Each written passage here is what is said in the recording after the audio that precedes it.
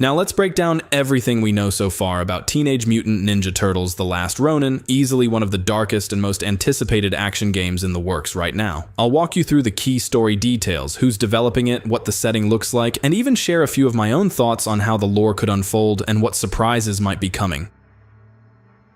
The game was officially announced back in August 2023. It's being developed by Black Forest Games, and it's being published by THQ Nordic. From day one, the devs made it clear this is going to be a single-player, narrative-driven experience inspired by the structure of the God of War trilogy. So we're not talking about an old-school beat-em-up like past Tmnt games. This is a full-on cinematic action game with a serious tone, deep storytelling, and a heavily detailed world. The setting is a post-apocalyptic New York in the future. The city is under the total control of the Foot Clan, now a full-blown authoritarian regime. The main villain is Oroku Hiroto, the grandson of the original Shredder. In the comics, Hiroto is a brutal, unhinged ruler who inherited not just power but the madness that came with it. He's the face of the city's decay, and the ultimate enemy of the last surviving turtle.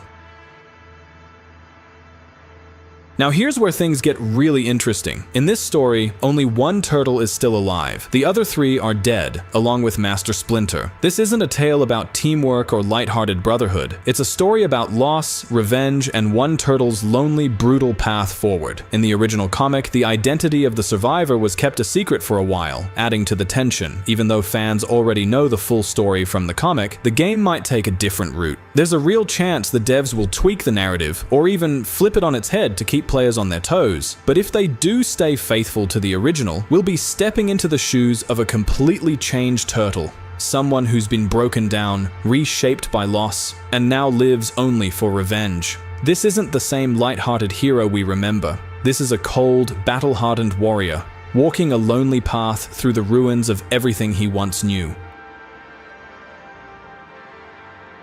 The game is set to adapt the Last Ronin comic book from 2020, which became an instant hit. It was praised by fans and critics alike for its mature tone, sharp writing, and striking visual style. It's still one of the highest-rated TMNT comics to date and is widely seen as one of the best stories the franchise has ever produced. So yeah, you can expect a dark, emotional journey full of pain, solitude, and one final spark of hope. This isn't going to be anything like the cartoons or the light-hearted movies. This is a gritty, grown-up drama packed with action, world building, and probably a ton of flashbacks that fill in the tragic fate of the fallen brothers.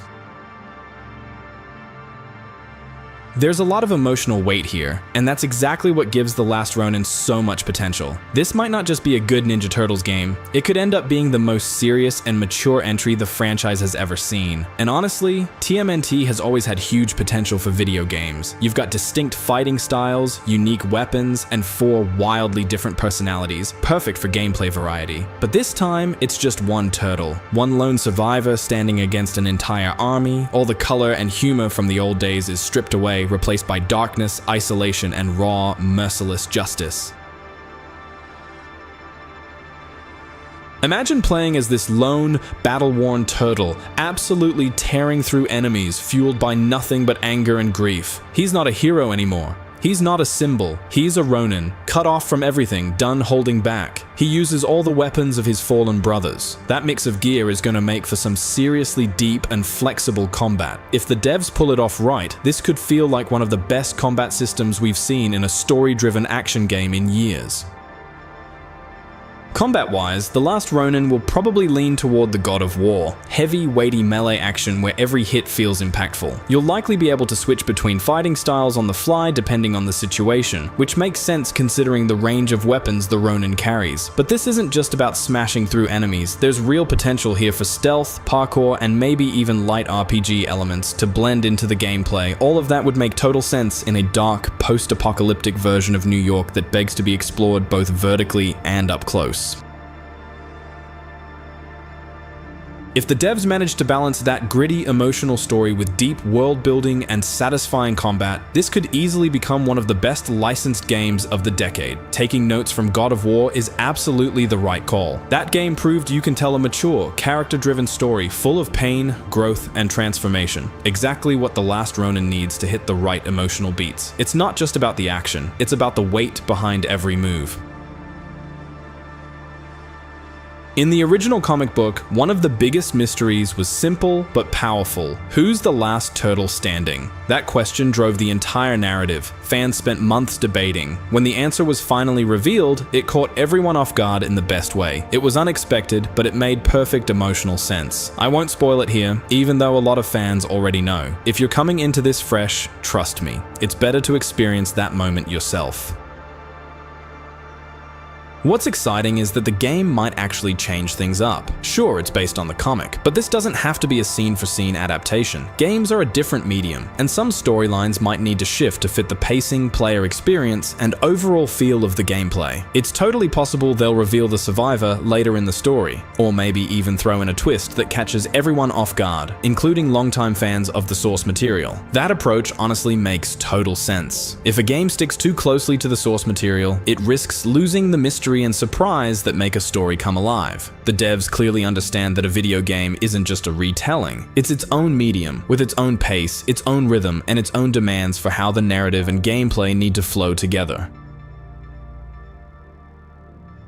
What am I personally hoping for? First and foremost, solid cinematic combat. A grim, post-apocalyptic New York is already a killer setting, but it needs more than just dark visuals. I want it to feel alive in its decay. Crumbling streets, abandoned buildings, high-tech Foot Clan surveillance gear humming in the shadows, hidden bunkers beneath the ruins. All of that can help build a real atmosphere of isolation and hopelessness that fits perfectly with the Ronin's journey.